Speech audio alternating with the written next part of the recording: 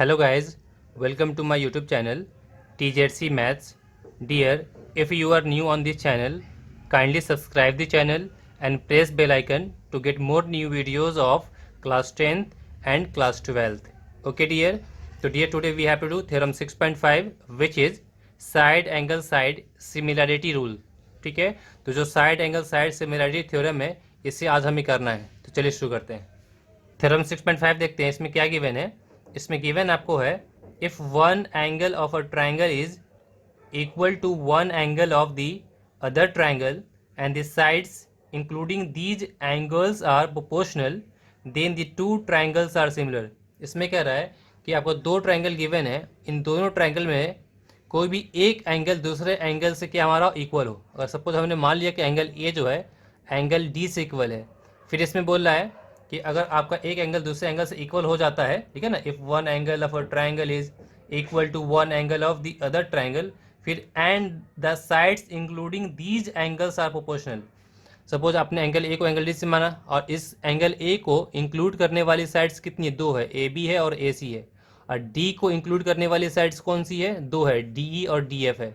तो कह रहा है अगर आपने ए को डी से इक्वल माना है तो ए बी अपॉन में डी ई और ए सी अपॉन में डी एफ क्या हमारा प्रोपोर्शनल हो और ये दोनों एंगल इक्वल हो, ये दोनों ट्रायंगल हमारा क्या होगा, सिमिलर होगा।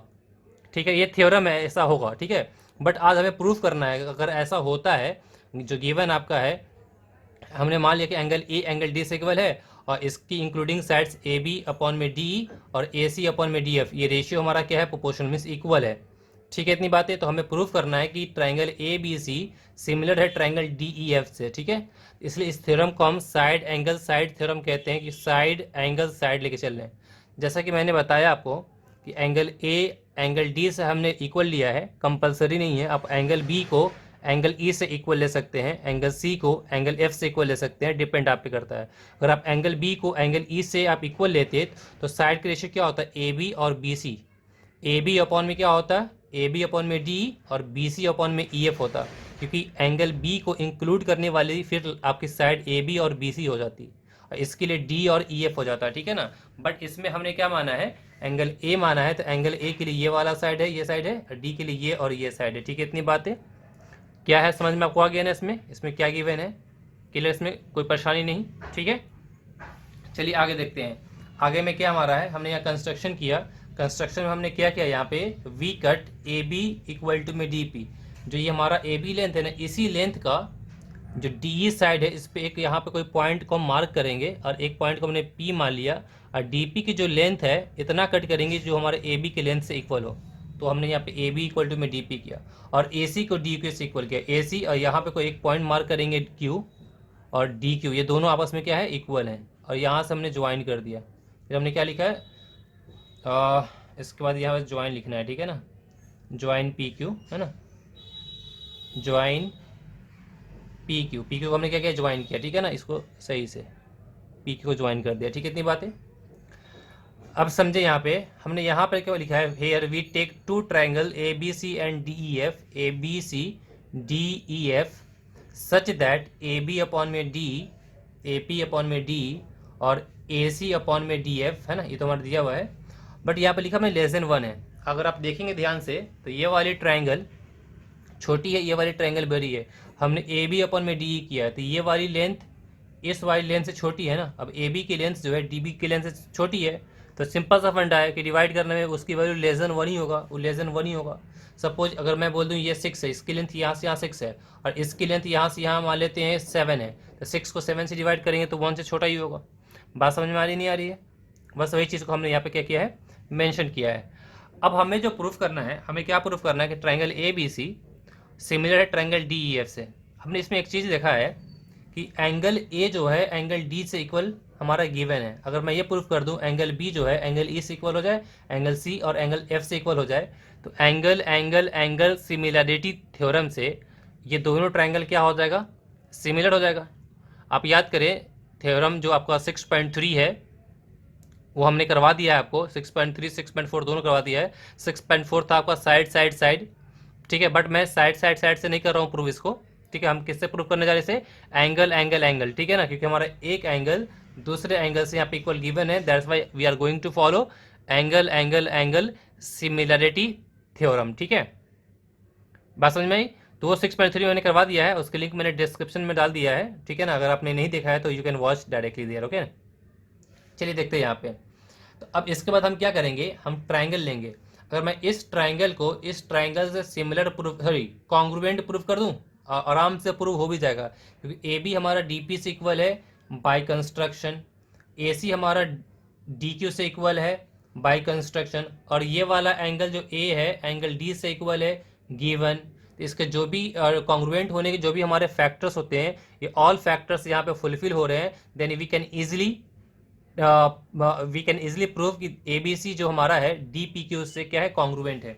चलिए हम यहाँ लेते हैं in triangle A B C and D P Q, in triangle A B C and triangle D P Q.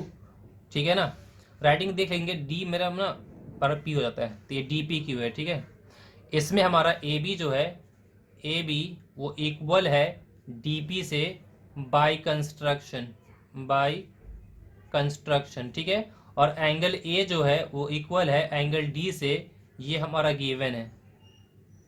ठीक है, फिर उसके बाद आपको ए सी जो है वो इक्वल है डी क्यू से, ये भी है बाय कंस्ट्रक्शन। ठीक है, पूरा लिख लेंगे, ए बी डी पी से इक्वल है, एंगल ए एंगल डी से गिवन है, फिर ए सी डी क्यू से इक्वल है। ठीक है ना, आपको पता ही है यहाँ पे कि तीन चीजें मिल गई, तो देयरफॉर आपका यहाँ पे क्या होगा, ट्राइंगल, ट्राइंगल कौन सा, ए बी सी। ठीक है ना, वो क्या हो जाएगा हमारा, कॉन्ग्रुएंट हो जाएगा ट्राइंगल डी पी क्यू से, ये साइन कॉन्ग्रुएंट का है। तो यहाँ पे लिख सकते हैं आप, कोई दिक्कत नहीं, क्या लिखेंगे, by side angle side congruent rule. ठीक है ना, कॉन्ग्रुएंट रूल से साइड एंगल साइड, देखिए साइड एंगल साइड से, साइड एंगल साइड से क्या हो गया हमारा, कॉन्ग्रुएंट प्रूव हो गया। ठीक है ना, जब ये हमारा कॉन्ग्रुएंट हो गया तो आपको पता है ना, कॉन्ग्रुएंट अगर दो ट्रायंगल कॉन्ग्रुएंट हो जाता है तो बाय सीपीसीटी उसके कोरस्पॉन्डिंग पार्ट्स क्या होते हैं, इक्वल होते हैं। ये ट्रायंगल इस ट्रायंगल से अगर हमारा कॉन्ग्रुएंट हो गया तो ये एंगल जो बी है वो किससे इक्वल होगा, एंगल पी से, और एंगल सी किससे इक्वल होगा, एंगल क्यू से होगा ना। तो हम यहाँ पे लिखेंगे इस बात को। ठीक है ना, देयरफॉर एंगल जो हमारा है बी वो इक्वल होगा एंगल पी के, है ना, एंगल बी एंगल पी के, and angle C angle Q के। ठीक है ना, एंगल जो सी है वो इक्वल हो जाएगा आपको एंगल क्यू के, और यहाँ पे आप लिख देंगे by C P C T. C P C T means corresponding part of congruent triangle. जितनी बातें क्लियर हो गई, इसके बाद आप देखेंगे यहाँ पे हमारे को यहाँ पे गिवन है ए बी अपन में डी इक्वल में गिवन ए सी अपन में डी एफ गिवन है ना। यहाँ लिखेंगे हम वी हैव, हमें दिया हुआ है क्या गिवन है, A B upon D E equal to में A C upon D F. इसके बाद यही क्यों कर रहे हैं, क्योंकि हमें यहाँ पे क्या करना है, प्रूफ करना है ए डी से इक्वल है तो हमें बी को ई से इक्वल प्रूफ करना है, सी को ई एफ से इक्वल प्रूफ करना है। अगर मैं ये प्रूफ कर दूँ ये दोनों पैरेलल है, अगर ये दोनों पैरेलल हो जाएगा तो ये कोरस्पॉन्डिंग एंगल से ये एंगल इससे इक्वल हो जाएगा। अब पी जो है बी से इक्वल है तो बी हमारा ई से इक्वल हो जाएगा, और फिर उसके बाद सी हमारा क्यू से इक्वल है, यहाँ पे है सी जो हमारा कहाँ गया, सी जो है क्यू से इक्वल है। अब पैरेलल ये साइड इससे पैरेलल हो जाएगा तो ये वाला एंगल इससे भी हमारा क्या हो जाएगा, इक्वल हो जाएगा, ये कोरस्पॉन्डिंग एंगल से हमारा हो जाएगा। ठीक है, अभी मैं बताऊंगा उसको। फिर ये सी जो हमारा एफ से इक्वल हो जाएगा। ठीक है ना, इसलिए हम यहाँ पे ऐसा कुछ कर रहे हैं। ठीक है, तो ये हमारा गिवन है, वी हैव मीन्स ये हमारा क्या यहाँ पे गिवन है, आप मेंशन कर दें यहाँ पे गिवन है ये। ठीक है, आप मुझे बताएं ए बी हमारा क्या है, ए बी को आपने डी पी बोला है और ए सी को आपने क्या माना, डी क्यू। तो जहाँ ए बी है वहाँ पे आप लिख सकते हैं डी पी अपॉन में क्या, डी ई इक्वल टू में डी क्यू अपॉन में डी एफ। ए सी के प्लेस पे हमने डी क्यू लिख दिया, बगल में लिख दिए, सिंस हमारा जो है ए बी जो है वो इक्वल टू है डी पी, और एंड ए सी जो हमारा है वो किससे इक्वल है, डी क्यू से। हमने मेंशन कर दिया क्या हुआ। ठीक है, अब याद कीजिए converse of BPT theorem, BPT है ना, मीन्स थेल्स थ्योरम। मैंने बताया था आपको थ्योरम 6.1 में अगर रेशियोज इक्वल होते हैं तो ये पैरेलल होता है। देखिए यहाँ पे डी पी अपॉन में डी डी क्यू अपॉन में डी एफ है। हालांकि जो आपने पढ़ा था कि अगर रेशियो अगर ये हमारा क्या है, थेल्स थ्योरम है, बीपीटी थ्योरम है। ये हमारा कौन सा है, बीपीटी थ्योरम है, ठीक है ना, जिसको हम थेल्स थ्योरम कहते हैं। ये उसका रिवर्स है 6.2। ये सब पीछे बताई जा चुकी हैं, ठीक है ना। अगर इन सब का वीडियो देखना है तो देखिएगा, मैं एक तो आप प्लेलिस्ट में जाकर देख सकते हैं, ठीक है, नहीं तो आप देखेंगे इसके डिस्क्रिप्शन बॉक्स में मैं डाल दिया हूँ, वहाँ से भी देख सकते हैं। ये वाला थ्योरम मोस्ट इंपॉर्टेंट एग्जाम में आता है ना। अब यहाँ पे देखें आप, इस वाले में क्या है, रेशियो हमारा इक्वल है ए डी अपॉन में डी बी और ए ई अपॉन में ई सी। अगर रेशियो इक्वल होता है तो ये इससे क्या पैरेलल होता है।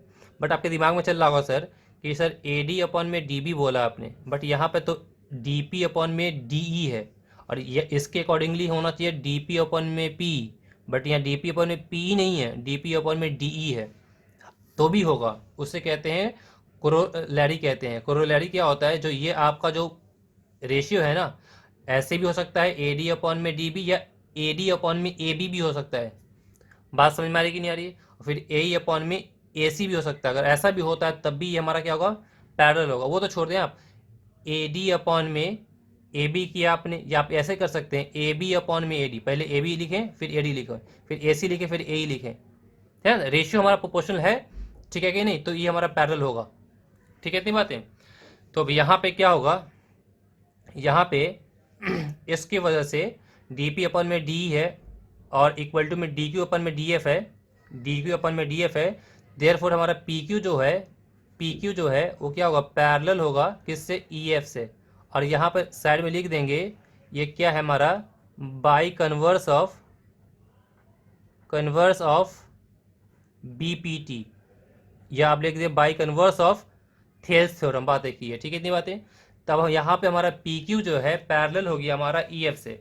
जब आपका पी क्यू ई एफ से पैरेलल हो गया है, तो आपको पता है कि पैरेलल का क्या होता है। और ये लाइन 1 है, ये लाइन 2 है, दोनों पैरेलल है, ये हमारा ट्रांसवर्सल है, तो ये वाला एंगल जो है इससे इक्वल होता है, कोरस्पॉन्डिंग एंगल कहते हैं इसे, कहते हैं ना। और ये वाला एंगल इससे इक्वल होता है, ये भी कोरस्पॉन्डिंग एंगल, अगर ये दोनों पैरेलल है।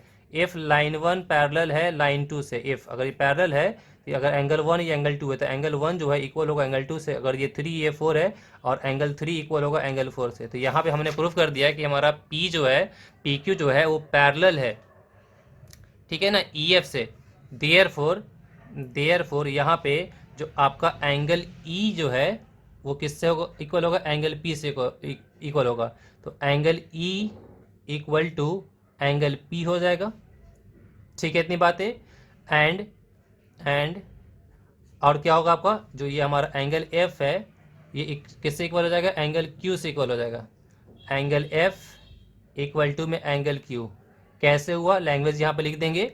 लैंग्वेज क्या लिखेंगे, बाई कॉरेस्पॉन्डिंग, ठीक है ना, कॉरेस्पॉन्डिंग एंगल्स, ये कॉरेस्पॉन्डिंग एंगल से हमारा हो गया, ठीक है, इतनी बातें। अगर आप ध्यान देंगे तो ध्यान से देखें, बट यहाँ पे हमने क्या लिखा, आप बिल्कुल ध्यान से देखें, बट हमने यहाँ पे लिखा कि एंगल बी जो है एंगल पी से इक्वल है। हमने ऊपर क्या किया है, एंगल बी को एंगल पी से इक्वल प्रूफ किया है, और एंगल सी को एंगल क्यू से किया ना, एंगल बी को एंगल पी से किया था, क्योंकि ये दोनों ट्रायंगल कॉन्ग्रुएंट था। जब दोनों कॉन्ग्रुएंट था तो बी जो था, ये बी किससे इक्वल हुआ था, पी से इक्वल हुआ था। और जो ये सी जो था आपका, ये सी किससे इक्वल हुआ था, क्यू से, यहाँ पे हुआ था ना। यहाँ लिखेंगे बट एंगल जो हमारा बी है वो इक्वल है एंगल पी से, एंड एंगल सी जो है इक्वल है एंगल क्यू से, ठीक है ना। यहाँ पे साइड में लिख सकते हैं प्रूव्ड एबव, हमने इससे ऊपर में क्या किया है, ऊपर साइड में से प्रूफ किया है, ठीक है, इतनी बातें। आगे देखिए अब यहाँ पे देखें P जो है E से इक्वल है, ये P हमारा B से इक्वल है, तो दोनों को लेफ्ट इक्वल है तो ये राइट भी इक्वल होगा।